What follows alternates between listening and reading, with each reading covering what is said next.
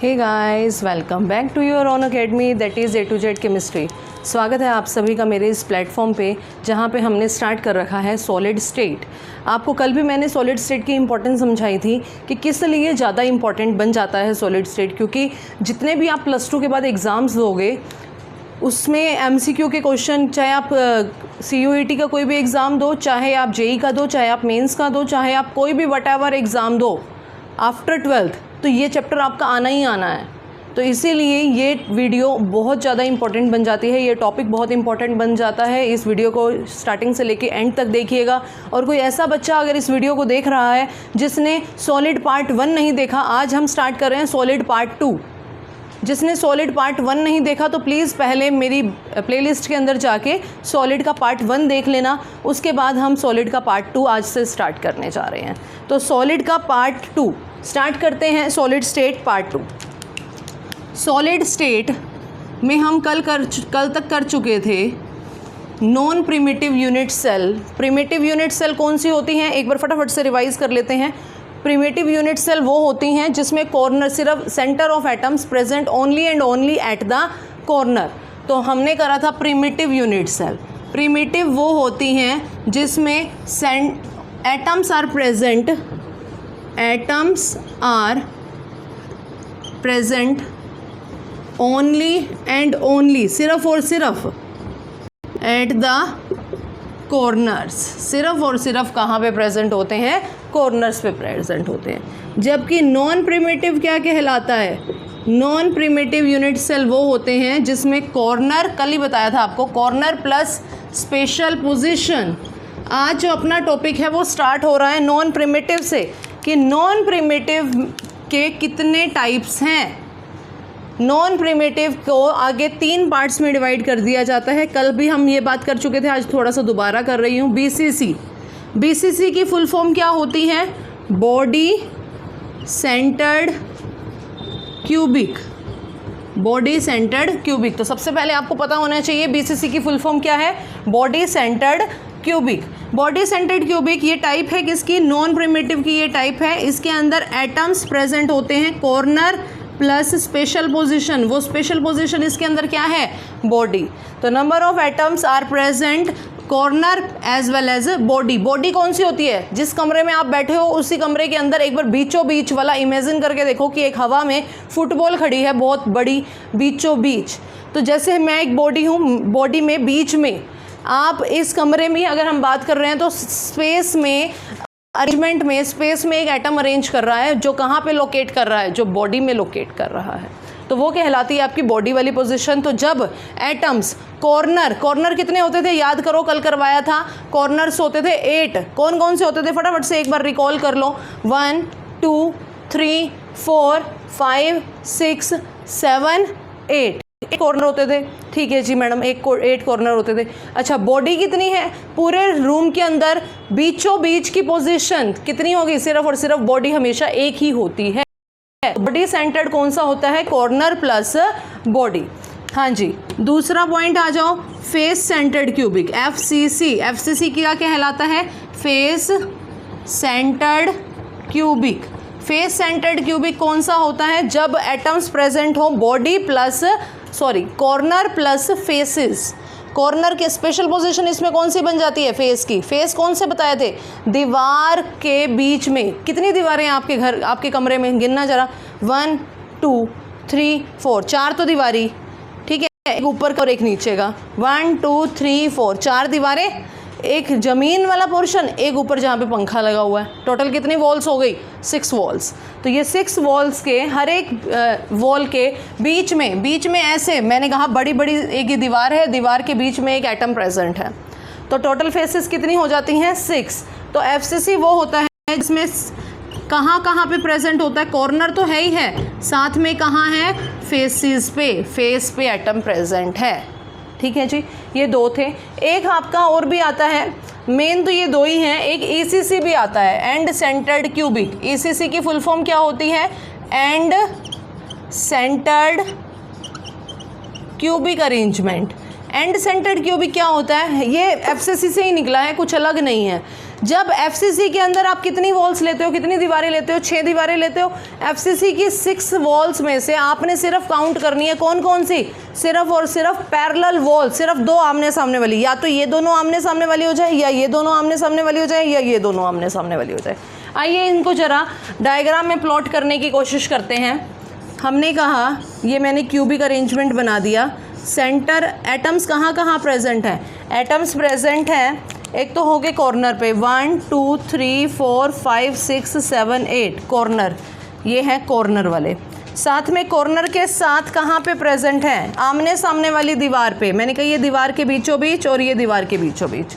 ये कौन सा है आपका ECC। BCC का बनाना जरा, BCC में हम बना के चलते हैं एंड सेंटर्ड। ये एक तो एटम कहाँ कहाँ पे प्रेजेंट है, एक तो एटम प्रेजेंट है कॉर्नर पे 1 2 3 4 5 6 7 8, और एक कहाँ पे प्रेजेंट है, एक प्रेजेंट है जी बिल्कुल बीच में यहाँ पे। ये है आपका BCC का, जूम करके देख लीजिएगा।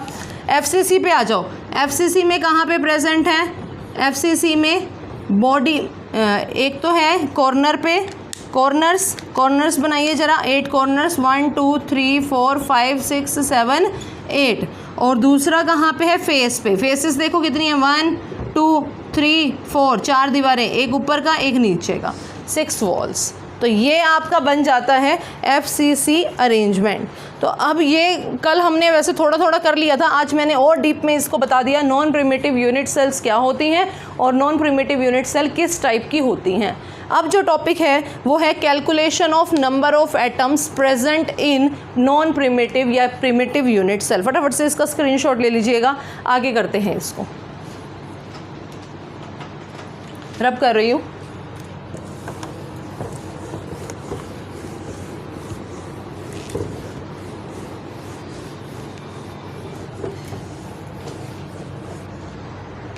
हाँ जी, टॉपिक है calculation of number of atoms present in unit cell. Unit cell में कितने नंबर ऑफ एटम्स प्रेजेंट हैं। तो सबसे पहला है हमारे पास 3 करेंगे आप यहाँ पे। सबसे पहला है simple unit cell. Simple unit cell किसको कहते हैं भाई, सिंपल यूनिट सेल प्रिमिटिव को कहा जाता है। प्रिमिटिव भी इसी को कहते हैं, सिंपल को, प्रिमिटिव यूनिट सेल। तो प्रिमिटिव यूनिट सेल है ये। इसमें नंबर ऑफ एटम्स कहाँ पे प्रेजेंट थे, सिर्फ और सिर्फ कहाँ पे, कॉर्नर्स पे। बना दो जरा कॉर्नर पे number of atoms, banana, count करते चले जाओ और अपने रूम में बनाते चले जाओ। 1 2 3 4 5 6 7 8, फटाफट से काउंट। 1 पहला कॉर्नर, 1 2 3 4 5 6 7 8, 8 कॉर्नर्स पे 8 एटम्स बैठे हैं। अब देखिए नंबर ऑफ एटम्स कितने प्रेजेंट हैं। मैंने कहा ये यूनिट सेल है। यूनिट क्या होता है, सिंगल, एक ही। अब यहाँ पे सबसे पहले हमें जानना है कंट्रीब्यूशन। एक वर्ड यूज़ कर रही हूँ मैं, कंट्रीब्यूशन। कंट्रीब्यूशन मतलब हिस्सेदारी, भागीदारी ऑफ ईच एटम। एक एटम की कंट्रीब्यूशन कितना है, 1/8। बड़े ध्यान से समझना इस बात को। टोटल 8 हैं, 8 मिलके एक बना रहे हैं, इकाई, सिंगल। यूनिट सेल का मतलब क्या है, यूनिट का मतलब सिंगल, इकाई। 8 मिलके एक बना रहे हैं। तो 8 का जो एक एक एलिमेंट होगा, एक एक एटम होगा, उसका कंट्रीब्यूशन, उसकी भागीदारी कितनी होगी, 1/8वां हिस्सा। मेरी बात समझ गए। 100 रुपये आपने इकट्ठे करने हैं, 5 बंदे इकट्ठे कर रहे हैं। एक बंदे का कंट्रीब्यूशन कितना होगा, 20 रुपये का, मतलब 100/5। तो यानी कि यूनिट बनाने के लिए आपको 1 चाहिए, और कितने बंदे मिलके बना रहे हैं, 8 बंदे मिलके बना रहे हैं, तो 1/8। आई होप अब सभी को समझ में आ गया होगा। 1/8 1/8 1/8 1/8 1/8 1/8 1/8 1/8। तो 1/8 का कंट्रीब्यूशन हर एक एटम कर रहा है। तो कंट्रीब्यूशन कितने का हो गया, 1/8 का, 1/8 का। तो टोटल नंबर ऑफ एटम कितने हो गए, टोटल 8 हैं। 8 × 1/8 कितना हो गया, 1। ध्यान देना इस बात पे, ये बात आपको बहुत काम आने वाली है। सिंपल यूनिट सेल या प्रिमिटिव यूनिट सेल के अंदर how many number of atoms are present, only and only 1। I hope सभी को समझ में आ रहा होगा। इसके बाद अपने पास है सेकंड वन, FCC पे आ जाओ। या एफसीसी से पहले सीसी पे आ जाओ, बीसीसी। बीसीसी की full form body centred cubic, BCC. अब बीसीसी में हम करते हुए मैंने कहा ये किसका एग्जाम्पल है, it is an example of non primitive unit cell. ये नॉन प्रिमिटिव यूनिट सेल का एग्जाम्पल है। नॉन प्रिमिटिव वाला क्या कहता है, नंबर ऑफ एटम्स प्रेजेंट होंगे कॉर्नर प्लस स्पेशल जगह। वो स्पेशल जगह इसमें बॉडी सेंटर के केस में क्या है, स्पेशल जगह बॉडी खुद, यहाँ पे एटम प्रेजेंट है। ठीक है, तो कंट्रीब्यूशन पे आ जाओ। कंट्रीब्यूशन, इसका कंट्रीब्यूशन क्या हो गया, इसका कंट्रीब्यूशन तो हो गया 1/8, वही एटम वाला कॉर्नर वाला कंट्रीब्यूशन 1/8, 1/8 सबका कंट्रीब्यूशन 1/8। बट इस अकेले का मैंने कहा 100 रुपये देने हैं, आपने अकेले नहीं देने हैं, पूरी बॉडी के अंदर आप ही प्रेजेंट हो, तो इस अकेले का कंट्रीब्यूशन कितना हो गया, 1 का। तो नंबर ऑफ एटम्स कितने प्रेजेंट हैं, नंबर ऑफ एटम्स कहाँ पे, बीसीसी में। बीसीसी क्या कहता है, कॉर्नर प्लस बॉडी। कॉर्नर का कितना हो गया 8 × 1/8 और बॉडी का कितना है 1, 1 + 1 कितना हुआ 2। Point to be noted, BCC के अंदर how many atoms are present 2, जबकि आपने किया सिंपल यूनिट सेल के अंदर how many atoms are present 1। I hope सभी को समझ में आ रहा होगा। किसी को कोई डाउट है तो कमेंट सेक्शन के अंदर कमेंट कर सकते हैं। नेक्स्ट देखते हैं, हमारे पास है एफसीसी। एफसीसी की फुल फॉर्म क्या है जी, एफसीसी की फुल फॉर्म है face centred cubic. Face centred cubic क्या होता है एफसीसी, नॉन प्रिमिटिव की टाइप है और इसमें एटम्स कहाँ कहाँ प्रेजेंट हैं, कॉर्नर प्लस फेस 1 2 3 4 5 6। अब ध्यान से समझना, फेस का जब भी आपने कंट्रीब्यूशन देखना है ना, एक फेस का दूसरी फेस के साथ देखना है, अकेले नहीं देखना। एंड सेंटर रोल आएगा यहाँ पे। मैंने कहा यहाँ पे एक एटम प्रेजेंट है, इस एटम का कंट्रीब्यूशन विद रिस्पेक्ट टू सामने वाली दीवार, विद रिस्पेक्ट टू सामने वाली वॉल। मैंने कहा दोनों मिला के कितने 2। अगर दोनों मिला के 100 रुपीज़ का कंट्रीब्यूशन कर रहे हैं तो ये अकेला कितने का कंट्रीब्यूशन 1/2 यानी कि 50 का।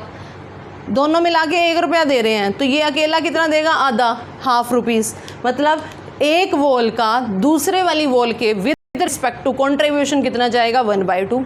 तो दूसरी वॉल का पहली वॉल के विद रिस्पेक्ट टू कंट्रीब्यूशन कितना जाएगा 1/2। ऊपर वाली वॉल का नीचे वाली वॉल के विद कंट्रीब्यूशन कितना जाएगा 1/2। नीचे वाली वॉल का ऊपर वाली वॉल के विद रिस्पेक्ट टू कंट्रीब्यूशन कितना जाएगा 1/2। लेफ्ट वाली वॉल का राइट वाली वॉल्स के विद रिस्पेक्ट टू कंट्रीब्यूशन कितना जाएगा 1/2। राइट वाली वॉल का लेफ्ट वाली वॉल से कंट्रीब्यूशन कितना जाएगा विद रिस्पेक्ट 1/2। इसका मतलब एफसीसी पे प्रेजेंट हर एक वॉल का कंट्रीब्यूशन 1/2 जा रहा है। तो नंबर ऑफ एटम्स कितने प्रेजेंट हैं, number of atoms in FCC. FCC क्या, कॉर्नर प्लस फेस। कॉर्नर का कितना हो गया 1/8 × 8। फेस कितनी है 1/2 हो गया हर फेस का कंट्रीब्यूशन और टोटल फेसेस कितनी है 6। इस बात को बड़े ध्यान से समझना, टोटल फेसेस तो हो गई 6, हर एक फेस का कंट्रीब्यूशन विद रिस्पेक्ट टू सामने वाली वॉल कितना हो गया 1/2। तो टोटल कितना हो गया 1/8 × 8 1 + 3, टोटल कितना हो गया 4। तो यहाँ पे ये बात बहुत बार काम आएगी आपको, एफसीसी के अंदर कितने नंबर ऑफ एटम्स पाए जाते हैं, एफसीसी के अंदर 4 नंबर ऑफ एटम्स पाए जाते हैं, जबकि बीसीसी में only 2 and simple unit cell में ओनली 1। आई होप ये बात सभी को समझ में आ रही होगी। ये टॉपिक बहुत इंपॉर्टेंट चल रहा है। फटाफट से इसका स्क्रीनशॉट ले लो, रब करने जा रही हूँ। यहाँ तक करने के बाद अब कुछ एक डेफिनेशन सी हैं। कोऑर्डिनेशन नंबर क्या होता है, पहले तो ये बता दो व्हाट इज़ कोऑर्डिनेशन नंबर, फिर उसके बाद शुरू करते हैं नया topic. Coordination number, coordination number क्या होता है, कोऑर्डिनेशन नंबरिंग का मतलब है बहुत आसान है, number of neighbouring elements. Neighbouring समझ गए, पड़ोसी, ऐसे एलिमेंट्स जो या तो उसको टच कर रहे हैं या उसके नियर बाय हैं, नियरेस्ट एलिमेंट्स। या तो वो टच करेंगे या नहीं करेंगे, टच करेंगे तो भी वो नियरिंग कहलाएंगे, टच नहीं करेंगे बट उसके पास होने चाहिए तब भी वो क्या कहलाएंगे, नेबरिंग एलिमेंट कहलाएंगे। नंबर ऑफ नेबरिंग एलिमेंट्स या एटम, आयन या molecule, number of neighbouring atom, ion या molecule present is called coordination number. जैसे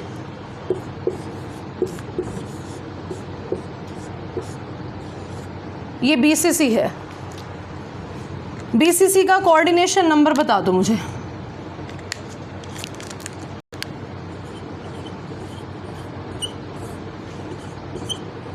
बीसीसी ये बीच वाला सेंटर्ड, इसका स्पेस हर एक, मैंने कहा ये आपका रूम है, आप बीचों बीच एक सेंटर में आप एक एटम प्रेजेंट है, उसका स्पेस हर एक कोने वाले एटम के साथ इक्वल होगा, मतलब वो सब उसके कॉर्नर वाले एटम्स उसके नेबर बन रहे हैं।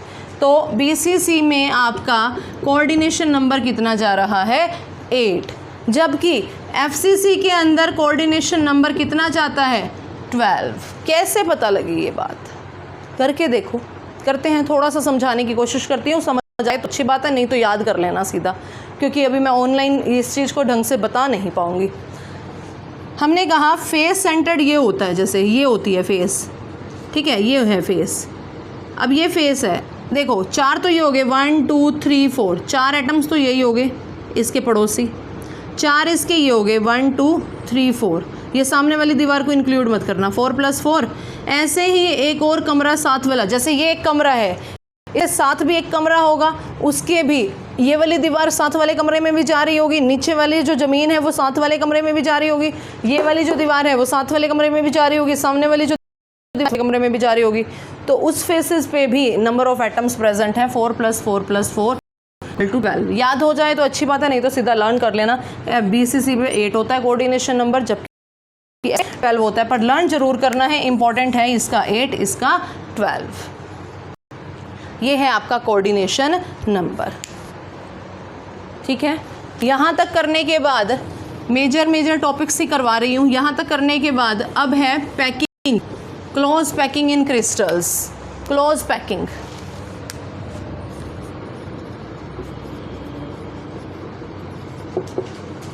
क्लोज इन क्रिस्टल्स, क्रिस्टल्स में सबसे पहले है 2 डायमेंशनल पैकिंग। 2 डायमेंशनल पैकिंग के अंदर x एक्सिस और y एक्सिस होगा, ठीक है, 2 एक्सिस काम करेंगी। इसमें आती है स्क्वेयर क्लोज पैकिंग, एक आती है second one hexagonal close packing. Square close packing में देखो अरेंजमेंट जो हो रहा है वो एटम्स का ऐसे हो रहा है, एक रो और दूसरी रो के पार्टिकल्स बिल्कुल एक दूसरे के नीचे हैं। मैंने कहा ये फर्स्ट रो, इसका एटम, ये सेकेंड रो के एटम्स, इनका ज़रा एक बार सेंटर पॉइंट को ज्वाइन करना, क्या बन गया, ये स्क्वायर बन गया, ये बन गया जी स्क्वायर। स्क्वायर क्लोज पैकिंग के अंदर क्या लिखोगे आप, कुछ है ही नहीं, सिर्फ समझना है, क्योंकि आपका बोर्ड एग्जाम से ये चैप्टर हटा दिया गया है। सिर्फ समझने वाली बातें करो। एक एटम की रो दूसरी एटम की रोज के बिल्कुल एग्जैक्टली नीचे है, हर एक एटम दूसरे एटम के साथ बिल्कुल एग्जैक्टली नीचे है। और जब आप सेंटर को ज्वाइन करते हो, अगर आप एटम के सेंटर को ज्वाइन करते हो तो वो क्या बना रहा है, स्क्वायर बना रहा है। इसी के साथ साथ ये खाली जगह आपको दिख रही है, ये खाली जगह जिसको मैंने भर दिया ग्रीन पेन से, ये खाली जगह जो हमें दिख रही है, ये खाली जगह क्या कहलाती है, वॉइड। आपको पता होना चाहिए वॉइड किसे कहते हैं। Void is the empty space in between the closed structure. किसी भी क्रिस्टल लैटिस के अंदर जो खाली जगह होती है वो क्या कहलाती है, वॉइड, या क्या कहलाती है, एम्प्टी स्पेस, या इसको एक और नाम भी दिया जाता है इंटरस्टिशियल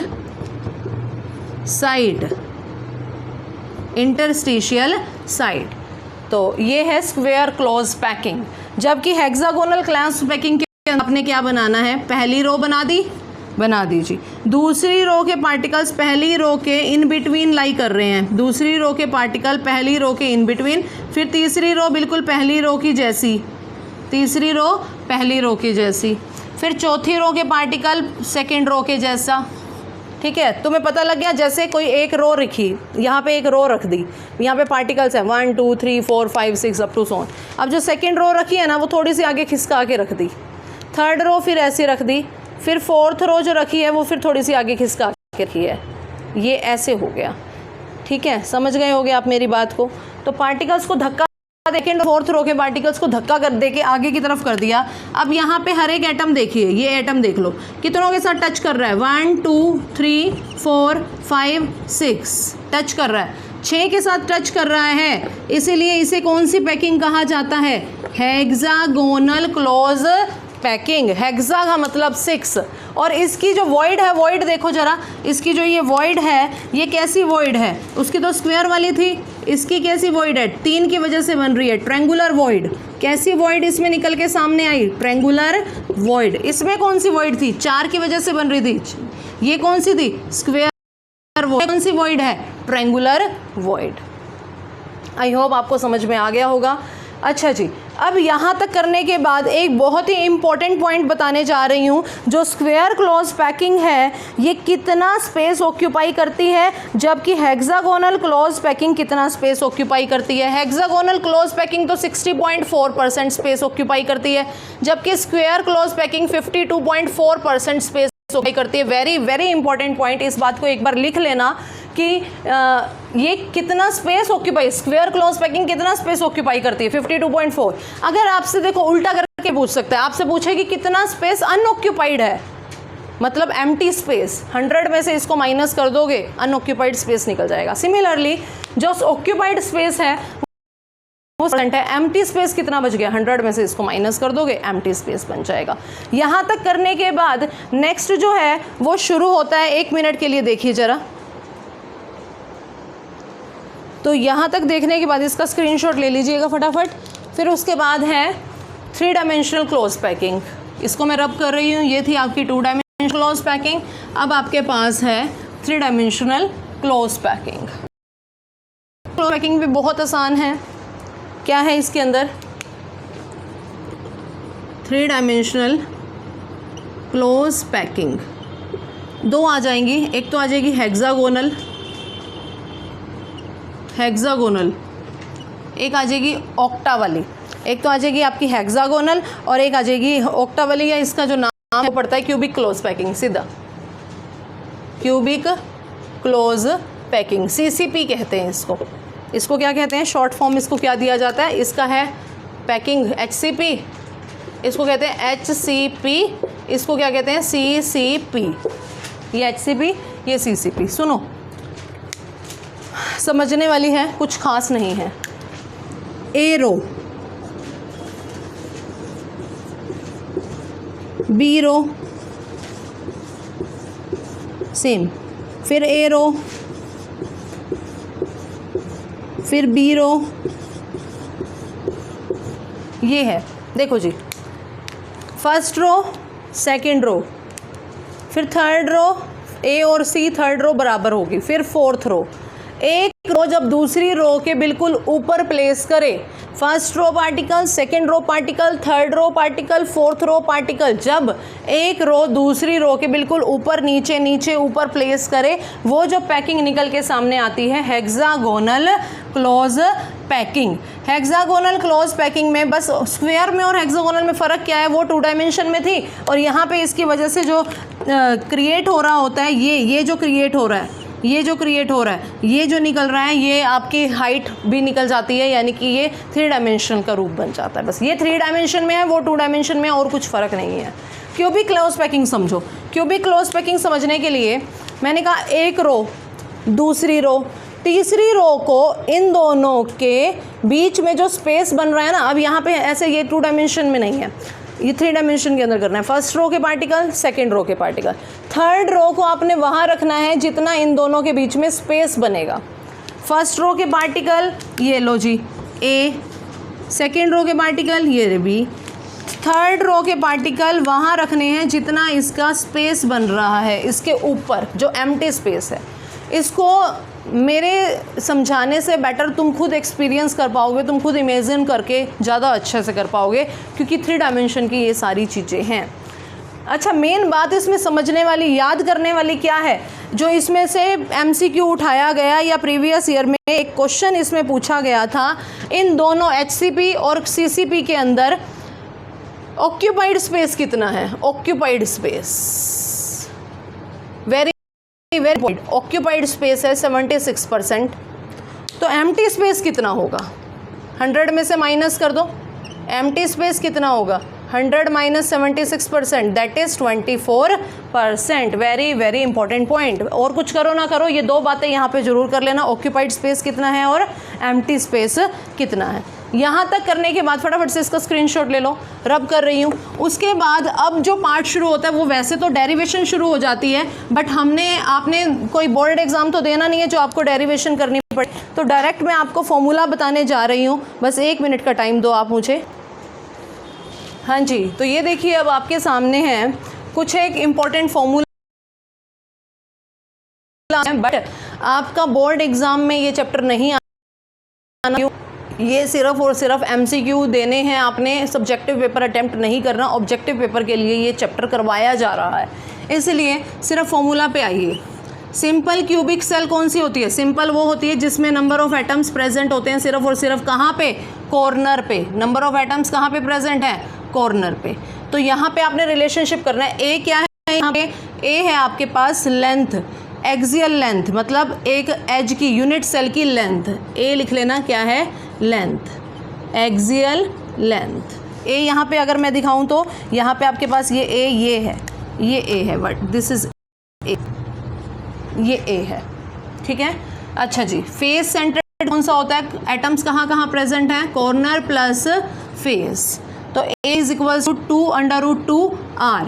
यहाँ पे a is equals to 2r। r क्या है यहाँ पे? रेडियस गिवन होगा क्वेश्चन के अंदर। a is equals to 2r। Space कितना ऑक्यूपाई करता है simple unit cell? 52.5% space. a is equals to 2√2। ये याद रखना है भाई, FCC के अंदर a क्या? एक्सियल लेंथ और रेडियस के बीच में क्या रिलेशनशिप है? ये रिलेशनशिप है। तो अगर मुझे सिर्फ r निकालना है तो a के अपॉन में ले आई 2√2। अगर आप 2r कर देते हो तो वो डायामीटर के इक्वल भी बन जाएगा। तो ध्यान रखना, यहाँ से ये चीज़ कर सकते हैं, 2 से 2 कट जाएगा तो a√2 बच जाएगा यहाँ पे। पैक फ्रैक्शन क्या होता है? ये मैंने क्या चीज़ लिख दी? जो स्पेस ऑक्यूपाइड है, जो आप स्पेस ऑक्यूपाइड को परसेंटेज के अंदर निकालते हैं तो वही क्या कहलाता है? पैकिंग। तो ये बात आपको पता होनी चाहिए। व्हाट इज लिख लेना यहाँ पे, पैकिंग फ्रैक्शन। पैकिंग फ्रैक्शन यानी कि पैक समय जब अरेंजमेंट्स हो रहे हैं, जब एटम्स अरेंज कर रहे हैं, उस समय पे कितने एटम्स प्रेजेंट हैं divided by total number of atoms. जब आप अगर उसका परसेंटेज निकाल देते हैं तो वो क्या कहलाती है? Packing fraction. अच्छा जी, BCC क्या होता है? BCC core plus body. इसका क्या रिलेशनशिप है? a is equals to 4r/3। a क्या है यहाँ पे? Axial length. 4 है, r radius. Packing fraction, packing fraction इसका कितनी होती है? 68%। तो आपको ये परसेंटेज पता होनी चाहिए और ये फॉर्मूलाज अच्छे से टिप्स पे याद होने चाहिए। इसको ज़रूर से ज़रूर, बहुत बहुत इंपॉर्टेंट है ये। फॉर्मूलाज के साथ हम न्यूमेरिकल्स करेंगे, न्यूमेरिकल की प्रैक्टिस कीजिए। कोई डाउट आता है तो मुझसे डाउट पूछिए और लगे रहिए इसी के साथ। आई होप क्लास को ख़त्म कर देना चाहिए। पार्ट 3 मैं इसका ज़रूर ही लेके आऊँगी, आज मैं कल में ही, और एक पार्ट के अंदर कोशिश करूँगी इस चैप्टर को ख़त्म करने की, नहीं तो एक पार्ट। ठीक है जी, तो यहीं तक क्लास को ख़त्म करते हैं। आई होप आपको क्लास पसंद आई होगी। तो जैसे कमेंट सेक्शन के अंदर कमेंट ज़रूर करिएगा और अपने फ्रेंड्स तक इसको शेयर करना, क्योंकि ये चैप्टर सिर्फ +2 तक नहीं, +2 के बाद भी, मेन तो जो इसका वो है टारगेट है, +2 के बाद ही ये चैप्टर ज़्यादा इंपॉर्टेंट है। तो बहुत इंपॉर्टेंट है उन सब बच्चों के लिए जो CUET का पेपर देने जा रहे हैं, या उन सब बच्चों के लिए जो +2 कर चुके हैं और किसी भी कंपटीशन एग्ज़ाम में बैठना चाहते हैं, कोई लिस्ट के अंदर अपीयर होना चाहते हैं, या किसी भी एग्ज़ाम को देने के लिए ये चैप्टर बहुत इंपॉर्टेंट है। तो आई होप आपको क्लास अच्छी लगी होगी। कमेंट सेक्शन के अंदर कमेंट करके ज़रूर बताइएगा। तो इसी के साथ मिलते हैं नेक्स्ट क्लास में। Okay, bye bye.